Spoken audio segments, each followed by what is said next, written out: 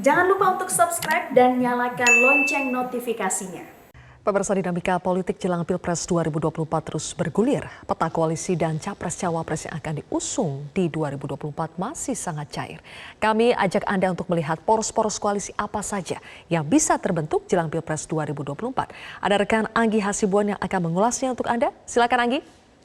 Baik, terima kasih Sylvia dan pemirsa. Menjelang memasuki tahun politik seperti sekarang, silaturahmi antar tokoh bangsa menjadi sangat menarik untuk kita lihat. Tokoh-tokoh yang dulu berseberangan kini menjadi kawan, yang dulu serangkul kini berbeda alur. Nah, apapun dinamika yang terjadi, tokoh-tokoh yang terlibat dalam perpolitikan saat ini akan berinteraksi membuat kerjasama untuk bisa mengusung calon presiden dan wakil presiden berdasarkan aturan soal ambang batas. Nah, di sini harus punya kursi paling sedikit 20% di DPR, seperti informasi di sebelah kanan saya ini. Ini adalah aturan. Jadi apapun dinamika yang terjadi, pokoknya mereka harus mendapatkan ini. Kursi paling sedikit 20% di DPR atau punya 25% suara sah nasional. Jadi untuk jumlah total suara sah di 2019 adalah 139.970.000 dan 810 suara. Dan untuk jumlah kursi DPR adalah 575. Jadi dari sinilah nanti akan dihitung-hitung untuk berapa persentasenya. Saya ajak Anda melihat kalau kita buat hitung-hitungan koalisi berdasarkan kedekatan komunikasi yang ada saat ini, maka kita akan melihat beberapa poros. Kita melihat yang pertama, ini adalah koalisi KIB. Baik, sejauh ini koalisi politik yang sudah terbentuk adalah Koalisi Indonesia Bersatu yang kita sering sebut KIB antara Golkar, PAN dan juga P3. Jika kita rinci kekuatan mereka dari kursi dan juga perolehan suara, Golkar memiliki 85 kursi, kemudian juga dari PAN-nya ada 44 kursi dan P3 19 kursi. Ini adalah yang Anda saksikan, dicoba untuk dilihat persentase.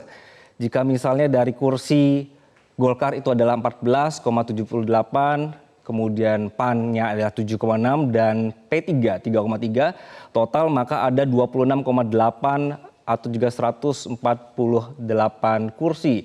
Ini adalah jumlahnya sudah melewati atau sampai di ambang batas. Kemudian juga jumlah suaranya sih sebenarnya belum dapat ya 23, tapi dari kursinya tadi sudah bisa.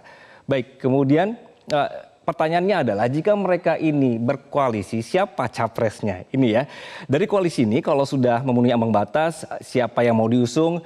KIB sebenarnya sudah punya capres sendiri tapi belum diumumkan katanya. Nah, inisiator koalisi yang sekaligus ketum Golkar, Airlangga Hartarto cuma kasih ciri-ciri yang katanya capres yang bisa melanjutkan program pemerintah saat ini. Kemudian ciri dari capres mereka adalah yang juga tidak berat ke kanan atau kiri, punya pengalaman segudang di pemerintahan, DPR dan MPR. Siapakah dia? Nah, apakah ada dari KIB sendiri yang sesuai dengan ciri ini? Namun kalau misalnya kita ambil dari ciri-ciri tadi, maka ada dua orang yang sudah ada di pemerintahan. Airlangga sendiri dan juga Zulkifli Hasan, ketum PAN yang kini juga sudah masuk kabinet. Ini adalah, boleh dibilang ini ciri-cirinya masuk sama yang tadi disebutkan. Tapi apakah ini sudah cukup memuaskan P3? Ini juga akan menjadi tanya-tanya besar. Selanjutnya, koalisi KKIR, ini sebutannya. Kita bergeser ke kemungkinan koalisi lainnya yang sudah sepakat maju adalah Kebangkitan Indonesia Raya, ada Gerindra dan PKB di sini. Dua partai ini jika dirinci maka punya kekuatan kursi dan juga perolehan suara seperti berikut ini. Gerindra ada 78, PKB ada 58. Kalau kita asumsikan ke presentasi maka 13% dan juga 10%. Di total semuanya ada 136 kursi dengan 23,6 kursi dan jumlah suaranya di 22,2. Sebenarnya ini sudah masuk juga ya pemirsa, dan dari sini juga akan muncul pertanyaan siapa capresnya gitu. Sudah ada sejak awal nih sebenarnya, sejak partai ini bertemu. Informasinya yang diusung adalah ketum masing-masing partai. Prabowo akan maju sebagai capres dan Muhaimin akan jadi cawapresnya. Namun apakah ini sudah tutup segel?